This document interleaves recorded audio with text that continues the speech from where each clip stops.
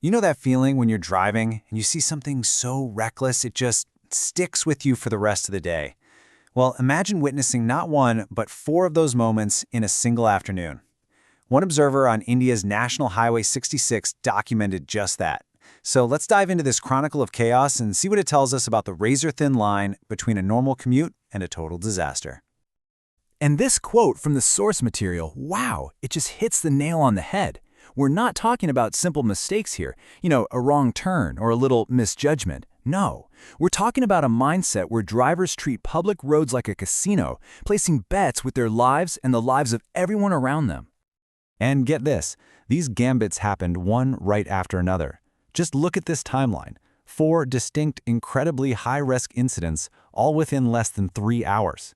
That isn't just a bad day. That suggests something much bigger, something systemic is happening on this stretch of road. So let's break them down one by one. All right, our first case study kicks off at 3:11 in the afternoon. And the motivation for this chaos? Something as mundane as needing to get gas. But believe me, the way they went about it was anything but ordinary. This is just a perfect illustration of the domino effect of one impatient act.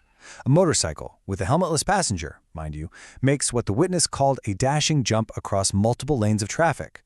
This forced an auto rickshaw to brake so hard it nearly tipped right over. And that in turn forced the car behind it to swerve in what was described as a perfect half-parabolic curve. That's a physics term for a desperate last-second evasive maneuver. 3 vehicles, all thrown into chaos by one driver's choice. Okay, so let's move on to the next set of incidents, because as the afternoon wore on, a terrifyingly specific pattern started to emerge, a signature move that we can only call the one-inch gamble. At 5:02 p.m., the scene shifts to a particularly challenging part of the highway, a steep slope combined with a curve. Now, a car signals to merge into a side lane, a completely normal everyday maneuver. But another car coming up from behind decides slowing down just isn't an option. Instead of just topping the brakes, this car maintains its speed, close to 60 kilometers per hour, and decides to force an aggressive overtake right on this difficult terrain. So, what does that actually look like in practice? How much room do you think they had? This. A single inch of clearance. That's the margin for error at 60 kilometers per hour on a slope. It's a calculation so risky, it's almost impossible to even comprehend. Just 35 minutes later, it happens again, but this time, the stakes are even higher. We've got a motorcycle approaching a narrow bridge. Instead of waiting, the rider performs a highly illegal overtake on the left, weaving at high speed.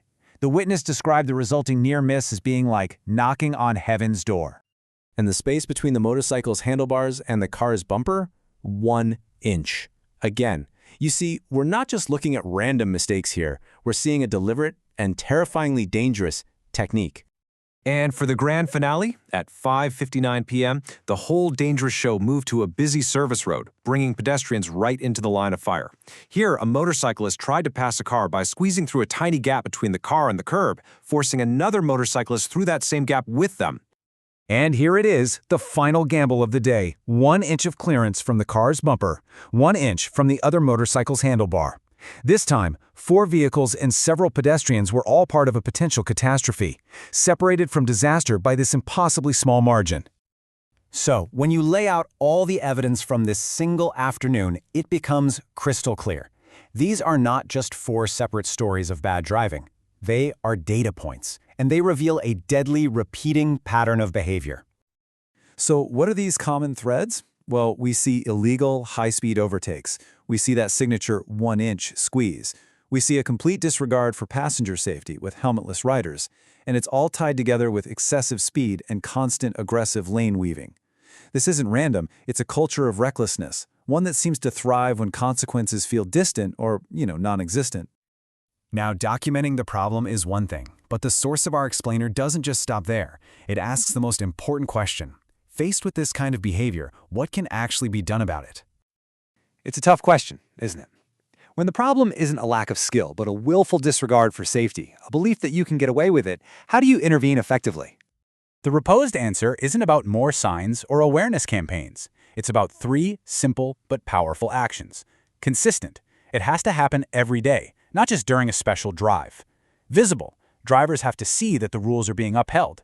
And enforcement. There have to be real, immediate consequences for these high-stakes gambles to break that perception of immunity. And this is the final thought we're left with.